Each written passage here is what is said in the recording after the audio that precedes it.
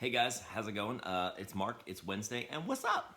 So I just wanted to just kind of share like a devotional thought with you as we want to try to start doing at least every Wednesday for the near future or the foreseeable future. And so today's thought comes out of Exodus chapter 34, and it's right after the moment where Moses came down from the mountain.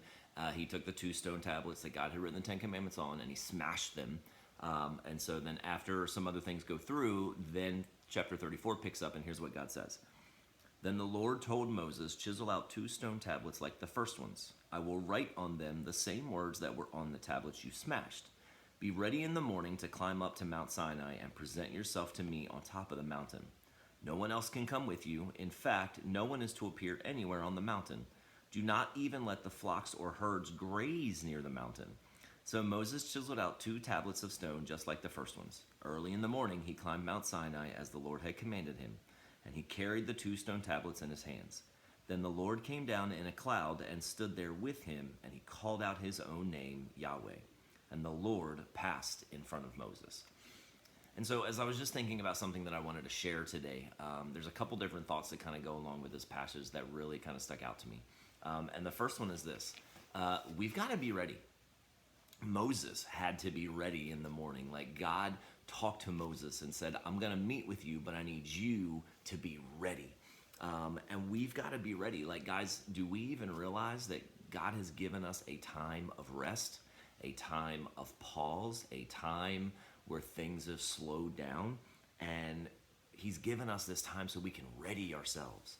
I was thinking about this just last week. Like, I don't want to come through this 2-month period, however many days we're in quarantine, and the world's kind of like shut down. I don't want to come out of this season the exact same way I was before it started. Like, I want to take advantage of this opportunity.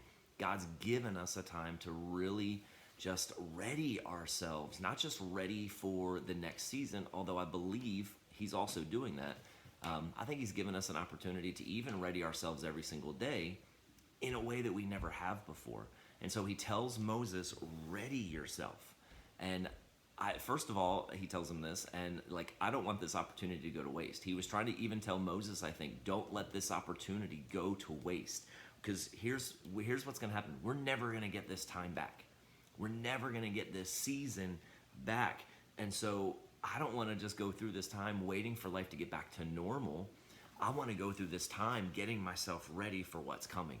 And maybe for you, that just means you literally prepare yourself in the morning. Maybe that just means for you, maybe you've just been coasting this last week and a half, just trying to say, well, I'm home, the kids are here, my schedule's all thrown out of whack, so I'm just going to lounge around the house and barely make it through. Like, no. Let's get ready. Like, let's wake up in the morning. Let's get our showers. Let's get ourselves ready. Let's prepare ourselves for the day and prepare ourselves, more importantly, to connect with God. And so I think we've got to make sure we're doing that so that we can get ready. But we've got to even get ready to connect with God, because that's the second thing that God says. Not only does he say get ready, but he also tells him to chisel out these two stone tablets and meet him in the morning.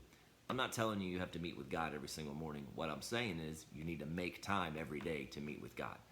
And I think it's interesting that Moses had to chisel out two blank, empty stone tablets. You know what that shows me? Moses had to create space for God to speak. God already told Moses what he wanted to say, what he wanted to do, but Moses still had to create the space. He had to carve out the space for God to do that. And even in our daily schedules, even in our daily routines, guys, it's still important for us to carve out space, to literally chisel out time where we're allowing God to speak to us, where we're just coming to him with a blank slate, with a blank tablet, and saying, God, what do you want to say to me today? How do you want to challenge me today? How do you want me to prepare myself and my heart for what you're doing in my life? I think that's important. And Moses then presented himself to the Lord. Nobody else came with him. And he created that space on those tablets. And like I said, guys, we're not going to get this time back. We're not going to get back this opportunity to do this, all right? Normally, we're rushed by busyness. We're rushed by our schedules. We're rushed by our jobs. We're rushed by all these things. And maybe you're still working, but you know what? There's a lot of extracurricular things. that have come out of the picture. Maybe you've been laid off. Maybe you've already started to feel the weight of just everything that this situation, the worst that it could bring out. Can I just encourage you? Let's just make sure we take the time to realign ourselves back with the Father. This is a time for us to rest instead of just being busy. Think about all the things we wish we could do if we weren't so busy, right? So let's do them now. Let's do them while we can. Let's take this time to rest. Let's take this time to reconnect. Let's take this time to dig back into Jesus, to dig back in to connecting with him and hearing from his heart and hearing from his voice. And then let's take the time to realign our priorities. Let's realign our priorities with God. Let's realign our priorities with our family, right? Let's realign our priorities with ourselves in our own lives. Like, I wrote down this question as I was thinking about it. What are the things that you never have time to do? What are the things that you never have time to do? Because now we've been given a season of time.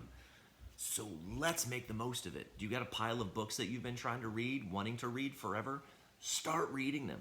Do you have some exercise routines that you would love to do at home, but you never have time to do it? Let's do it. Have you been wanting to start a regular devotional habit or soap reading, but you never have time in the morning? Now's the chance. It doesn't even have to be in the morning. I'm saying let's find time to do that stuff. Have you been wanting to declutter a closet or a garage or your room? Let's go. Have you been wanting to reorganize something because it's just always a disaster? Now's the best time. Have you been wanting to just find the opportunity to grow yourself personally and maybe do a study or maybe dig into the Bible or maybe just do a webinar or some sort of online study that just helps yourself grow in your skill, in your career? Maybe you just want to try a new hobby and learn something new. Guys, now's the best time for us to grow ourselves, connect with God, connect with our family, realign those things in a way that we've never had the opportunity to do before. So let's not let this season go to waste. Let's take advantage of it, right? Let's create space for God. Let's get ourselves ready and let's go. Let's engage this thing. And let's do what we can to make ourselves grow personally. I want to work on that list for me. I know I've got a bunch of books, and in a week and a half, haven't read a lick of them yet, I don't want to come out of this season the exact same way I went in. I want to come out better. I want to come out stronger. I want to come out having grown because I made space for God to speak to me, and I made space for myself to just do the things that I haven't been able to do yet. So I hope that encourages you today. I hope it just kind of gives you some motivation for even this week and for where we're going. One other thing that I do that's kind of separate, that I do just kind of want to touch base with you about while I got your attention, is that I know that right now we kind of haven't had the chance the last couple weeks and not for the foreseeable future to gather on a Sunday like we normally do for our worship. But can I just encourage you, even though we can't do that, please know that that doesn't mean that we need to stop worshiping with our giving. All right.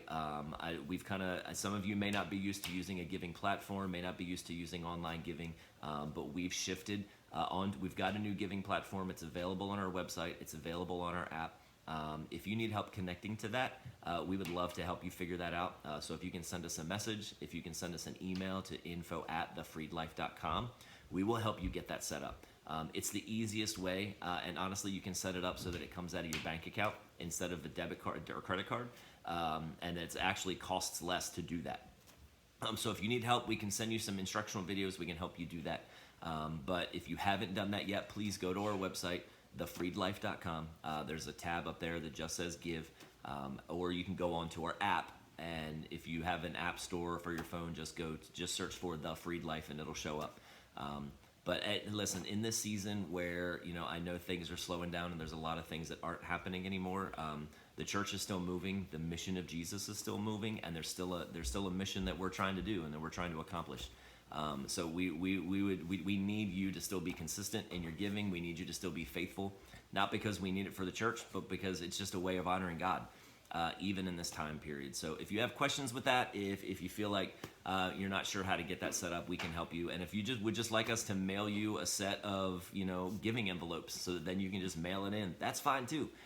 Just help us help you figure out what that means. And then if you are aware of any needs within the community, within your family, or just in your neighborhood, anything at all that we can do as a church to meet needs in our area, please let us know what those are. We can't promise that we can do it all, but we will try to do something. So I love you guys. I hope you have a great week. I can't wait to see you virtually on Sunday as we gather again online. But I hope you're having a great week. I want you to know I'm loving you, praying for you. And I know we're in a weird season, but God's got us, and he's going to get us through it. We're going to come through it, and it's going to be great. So have a great week. Catch you later.